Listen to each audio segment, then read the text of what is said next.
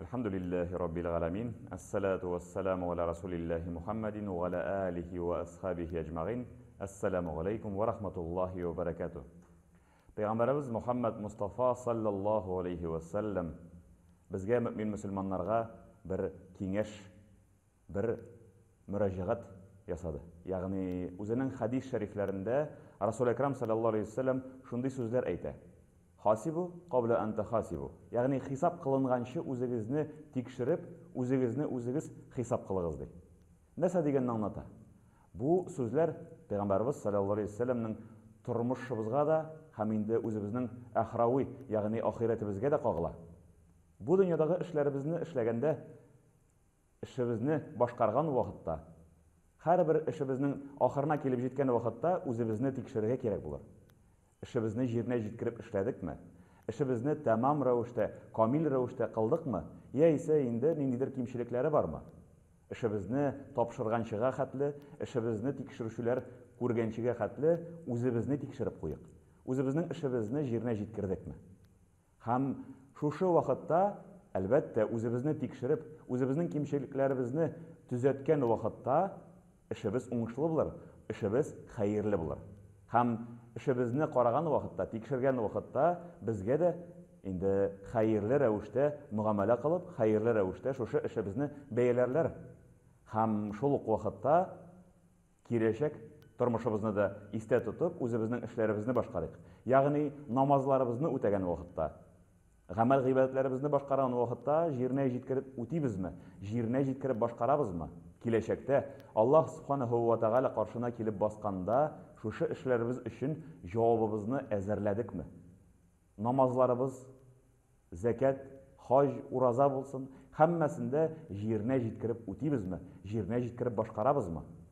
Ya ise indi ordu berdi namazımızı okup, zekatlarımızı çıgarabız mı yok mu икәнен уйламыйча, уразаларыбызны җиренә җиткереп тотмыйча булса, киләчәктә соралган вакытта авыр булырга мөмкин. Шуңа күрә дә Пәйгамбәрбез саллаллаһу алейхи ва саллям безгә шушы киңәшне бирә. Үзегезне хисап кылыгыз. Сезне кыямат мәйданында, сезне кешеләр каршында хисап кылынганчы үзегезне үзегез хисап кылыгыз. Һәм үзегезне әзерләгез. Һәм Аллаһ Субханаһу ва Тааля шулай Коръәни Кәримдә безгә дә мөрәҗәгать итеп шундый сүзләр әйтә. Сезнең һәрбер гамәлегез, һәрбер изгелегегез кечкенә генә булса, тузан бөртеге хәтле генә булса да изгелегегез язылып бара. Шулай ук кечкенә генә булса да начарлык эшләсәгез, кечкенә генә булса да гынах эшләсәгез дә, тузан бөртеге сыман булса да, хәтта анысы да язылып барыла. Һәм алар мәсьәләсендә Аллаһ Субханаһу ва Тааля ана кирамун катибин турында да безгә белдерә. Ике фәрештә һәрбер гамәлебезне, һәрбер эшебезне, һәрбер сүзебезне теркәп баралар. Үзләренең дәфтәрләренә һәрберсен язып куялар. Һәм шушы гамәлләрне язганнан соң Аллаһ Субханаһу ва Тааля каршына китерәләр.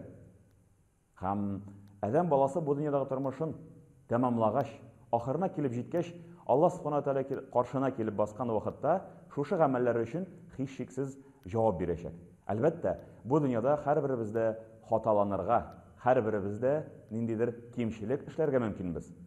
Һәм шуны үзгәртер өчен, шуны төзәтер өчен Пәйгамбәрбез Мөхәммәд Мустафа саллаллаһу алейхи ва саллям безгә шулай киңәшләр бирә. Ягъни тәүбә, истигъфар, Аллаһ Тәаләдән гафу сорап, Аллаһ Тәаләгә мөрәҗәгать итү. Аллаһ Тәаләгә шушы гынахларыбызны, кимчелекләребезне гафу итсен өчен изгелекләр эшләү. Resul-i Ekrem sallallahu aleyhi ve sellem bu турыда шулай bizgә әйтә. Ниндидер начарлык, ниндидер кимчелек эшләп куйдыгыз исә, шушы кимчелекне сөртеп куйыр өчен шул вакытта бер изгелек эшләп куйыгыз дип әйтә.